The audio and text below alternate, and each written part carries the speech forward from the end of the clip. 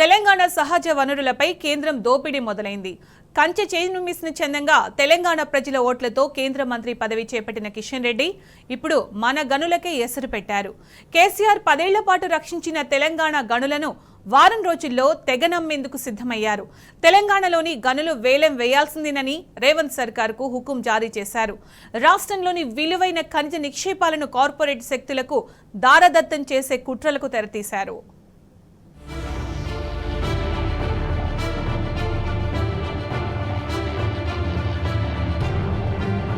మన నీళ్లు, మన నిధులు, మన వనరులు మనకే అన్నది తెలంగాణ స్వరాష్ట్రం ఉద్యమానికి మూలం.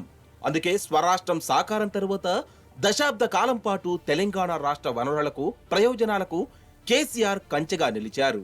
తెలంగాణ ప్రయోజనాలను దెబ్బతీసినప్పుడల్లా కేంద్రంపై జంగు సైరన్ మోగించారు. గతంలో కేంద్ర ప్రభుత్వం తెలంగాణ వనరులను దోచుకోవాలని చూసినా ప్రతిసారి అడ్డు తగిలారు. కానీ మారిన రాజకీయ పరిస్థితుల నేపథ్యంలో ఇప్పుడు తెలంగాణ రాష్ట్రానికి కేసీఆర్ అనే కంచె తొలగిపోయింది. రాష్ట్రంలోని ఖనిజాలు దోచుకునేందుకు మోదీ సర్కార్ 3.0 సిద్ధమైంది. సింగరేణి బొగ్గు గనులు సహా రాష్ట్రంలోని ఇనుము, మ్యాంగనీస్ మైనింగ్లను వేలానికి కిషన్ రెడ్డి భుజాల మీదుగా తెలంగాణపైకి తుపాకీ ఎక్కుపెట్టింది.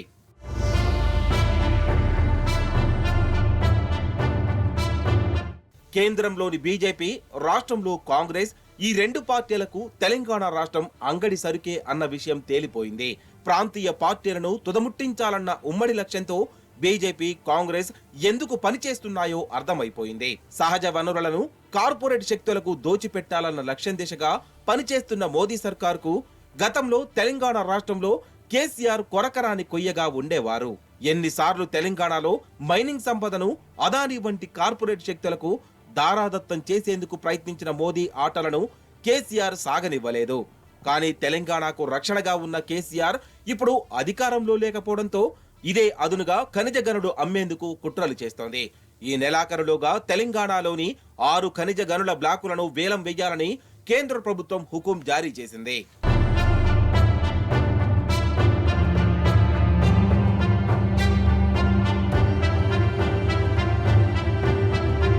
పార్లమెంటు ఎన్నికల్లో తెలంగాణ ప్రజలు వేసిన ఓట్లే ఇప్పుడు రాష్ట్రంలోని సహజ వనరులను దోచుకునేందుకు శరాఘాతమై తిరిగొస్తున్నాయి.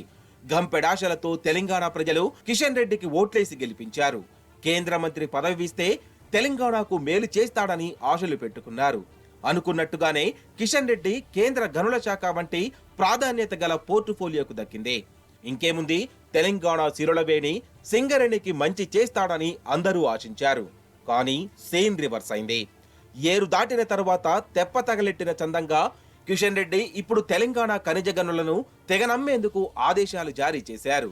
వచ్చే వారంలో తెలంగాణ ఖనిజ గనులను వేలం వేస్తామని తెలిపారు.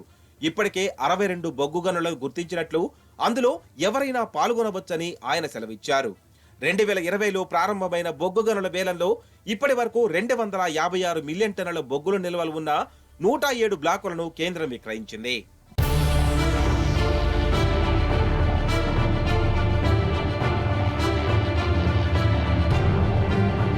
గతంలోనే సింగరేణి బొగ్గు గనులను కార్పొరేట్ వ్యక్తులకు కట్టబెట్టేందుకు మోదీ సర్కార్ ప్రయత్నించింది. కానీ అప్పుడు అధికారంలో ఉన్న కేసీఆర్ వారి కుట్రలను తిప్పికొట్టారు. రాష్ట్ర ఖనిజ వనరులకు రక్షణ కంచెగా నిలిచారు.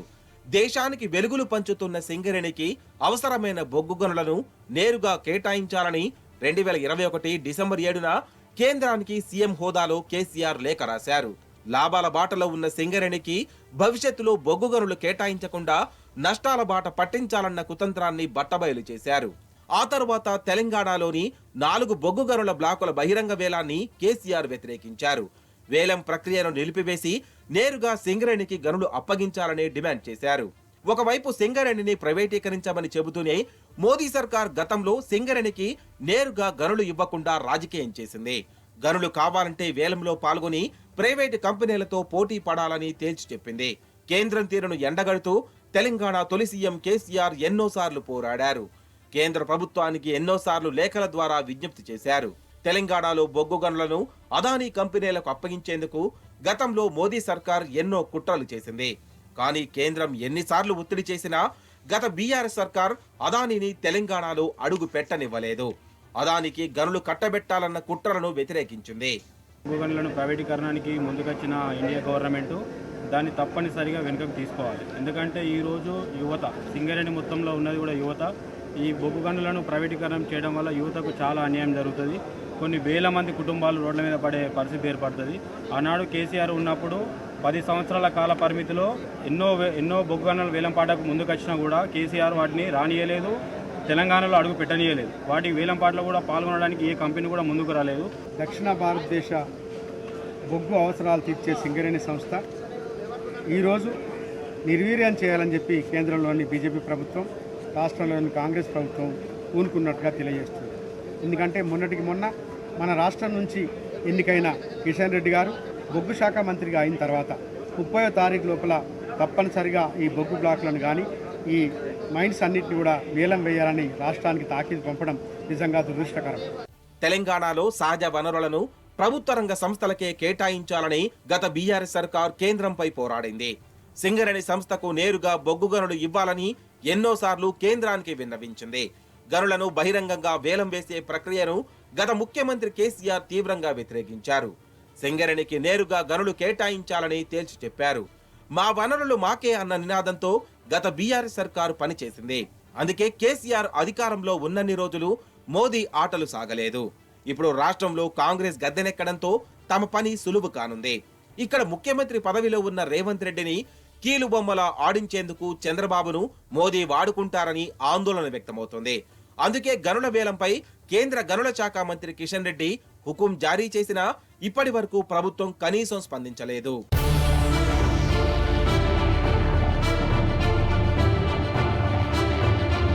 సహజ వనరుల విషయంలో తెలంగాణ హక్కులను కాపాడిన కేసీఆర్ పర్యావరణానికి చేటు చేసే మైనింగ్ ను సైతం వ్యతిరేకించారు.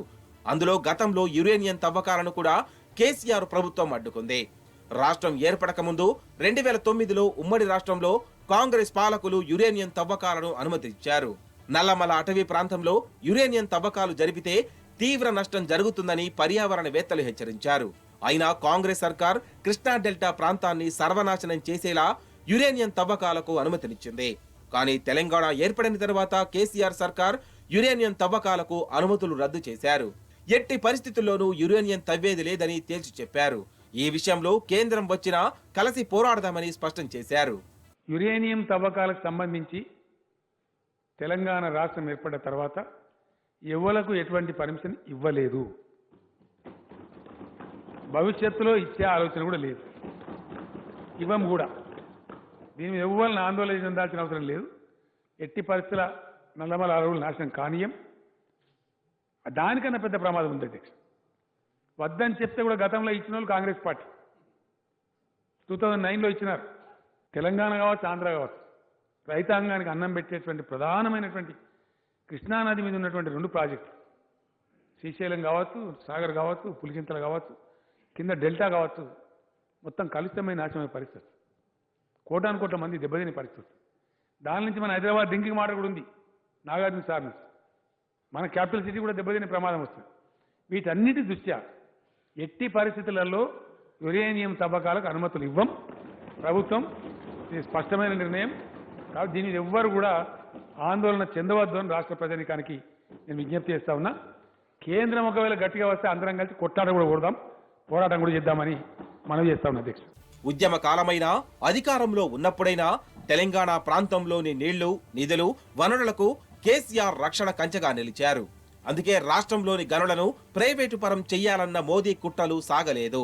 ఇప్పుడు కేసీఆర్ అధికారంలో లేకపోవడంతో తెలంగాణ సంపదను దోచుకునేందుకు కేంద్ర ప్రభుత్వం సిద్ధమైంది.